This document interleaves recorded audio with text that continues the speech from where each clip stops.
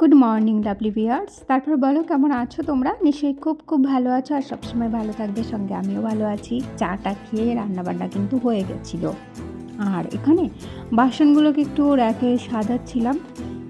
আসলে র্যাকগুলো আমার সব ড্রয়ারের মধ্যে থাকতো, কিন্তু এটা বসানোর পরে এখান থেকেও রাখি কিছুটা, আর বাদবাকি কিছুটা বাসনের যে র্যাকগুলো আছে সেখানেও রাখি। তো যাই হোক, এখানে ডেইলি ইউজের জন্য খুব ভালো হয়। বারবার করে কোমরটাকে ব্যান্ড করে নিয়ে উঠানো বা ভেতরে ঢোকানো, গোছানো এইগুলো একটু কম হয় আর কি, যার জন্য এটা করা। কিন্তু আমাদের মহিলাদের ওই নিচু হয়ে ঝুঁকে যে কাজ করব না, এমন কোনো কাজই নেই। প্রত্যেকটা কাজই আমাদের সামনে ঝুঁকে। তো যাই হোক, এইগুলো গুছিয়ে পরপর আজকে অনেকগুলো কাজ রয়েছে। ভাবছিলাম ওপরে ছাদটাও ঝাড় দিতে যাব, তবে জানি না সেটা করতে পারবো কি না। তো যাই হোক, যেহেতু রান্নাবান্না সব হয়ে গেছিলো, আর যে রান্নাবান্না আজকে তোমাদের শেয়ার করলাম না, হ্যাঁ, তাই জন্য এই ব্ল্যাক কফিটা একটু শেয়ার করছি। এটা কর্তাবাবু নিয়ে যাবে। এটা খেতে খুবই টেস্টি হয়। তো এই বোতলটার মধ্যে আমি আগে থেকেই বাটার আর তেল দিয়ে রেখেছিলাম, মানে নারকেল তেল। বাকি কফিটা বানিয়ে ঢেলে দিচ্ছি, আর এটা সারা দিন গরম থাকবে, বিকেলবেলা খেয়ে নিতে পারবে। অন্তত 3 কাপ মতো হবে ওই বোতলটার ঢাকনা অনুযায়ী। তো যাই হোক, আবার সঙ্গে নিয়ে তোমাদের চলে এলাম ছাদে, যাচ্ছি আর কি। তো পাশের বেলকানিটা একটু খুলে দেখাচ্ছি। অনেক ফুল ফুটে আছে সুন্দর, নয়নতারাগুলো বেশ ভালো লাগে। আর এটাকে না আমি অনেকটা কেটে সেটে একটু ঝাঁটালো করেছি আর কি। প্রথমে আগাটা বেরিয়েছিল, সেখান থেকে ভেঙে দিয়েছি। তারপরে আবার দুটো বেরোলো, সেখান থেকে আবার পিঞ্চিং করে আবার এইবার দুটো থেকে আস্তে আস্তে করে অনেকগুলো ডাল বেরিয়ে বেশ ঝোপালো টাইপের হয়েছে। একটু ফুলের কোয়ালিটি একটু ছোট হয়ে গেছে, মানে অতগুলো ডাল থেকে ফুল বেরোবে, ফুলটা একটু ছোট হয়ে গেছে, নাহলে বেশ বড় বড় ফুল হতো। তো যাই হোক, একবারে সব কিছু চাইলে তো আর হবে না। ফুলও বড় চাই, গাছটাও ঝোপালো চাই। আসলে তো এনার্জিটা সব কিছুতে দেবে তারপরে তো ভাবলাম এসেছি যখন, এটা ঝাড় দিয়ে যাই, এটাই সমস্যা হয়ে যায়। আমি এখানে একটা কাজ করতে আসলে 1000টা কাজ আমার জন্য ওয়েট করে। তো যাই হোক, আবার এটাকে ঝাড় দিয়ে তারপরে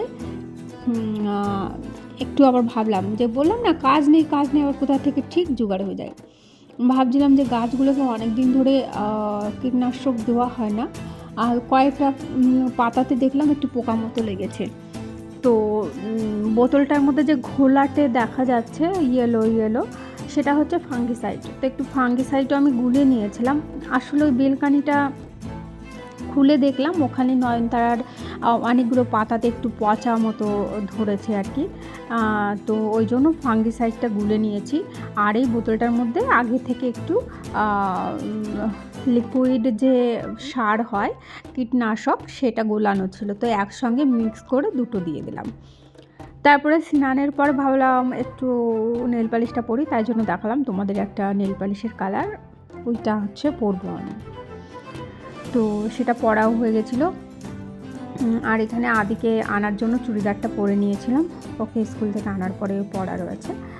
আর এই যেগুলো দেখছো, এগুলো আমি হাতে বানিয়েছি আর কালারও করেছি। আগের দিন হয়তো বা দেখিয়েছিলাম যে তখন ওই শুকাতে দিয়েছিলাম রঙের আগে।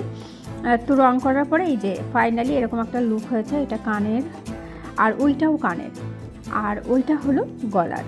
মোটামুটি আমার এটা সেকেন্ড বানানো হচ্ছে।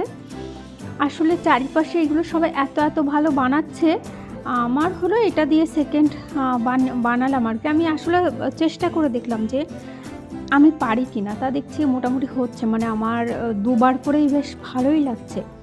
আসলে কেউ যদি ছোটোবেলার দিকে ফিরে যাও, আর যদি মাটি দিয়ে কোনো কিছু বানিয়ে থাকো, আমি আমার ছোটোবেলাটা বলছি যে হাঁড়ি কুড়ি পুতুল এগুলো সব মাটি দিয়ে বানিয়েছি, তো আমার মনে হলো আমি কেন পারবো না এখন। অতটা ভালো পারিনি, সবাই এত সুন্দর বানাচ্ছে।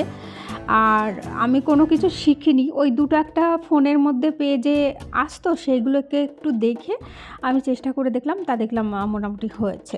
তো যাই হোক, এই যে আবার হলো পড়তে নিয়ে যাবো আদিকে, আর আমার একটু মিটিং আছে, সেই জন্যই বেরোচ্ছি একবারে। তো এখানে আমি বলে বসেছিলাম যে ওকে ক্যারাটেতে নিয়ে যাচ্ছি, আমার আবার তখন আবার বলছি কি সব ভুলভাল বলে দিলাম, আজকে তো ক্যারাটেতে যাচ্ছি না, আজকে তো পড়া রয়েছে। তাই পড়ার ওখানে ওকে নামিয়ে দিয়ে তারপরে এই টোটোটা চেপেই আমি আমার গন্তব্যে যাব। তবে অনেকটা আগে থেকে নামবে, অতটা ভেতরে না প্রচুর ভাড়া চেয়ে বসে, আমি কিছুটা একটা জায়গায় গিয়ে নামবো আর বাদ বাকিটা হেঁটে যাব। তো যাই হোক, চলে এসেছি আমাদের গন্তব্যে। এখানে এসে আমাদের মিটিং শিটিং সমস্ত কিছু সারা হয়ে গেছে, অনেক খাতাপত্র লেখালেখি হলো।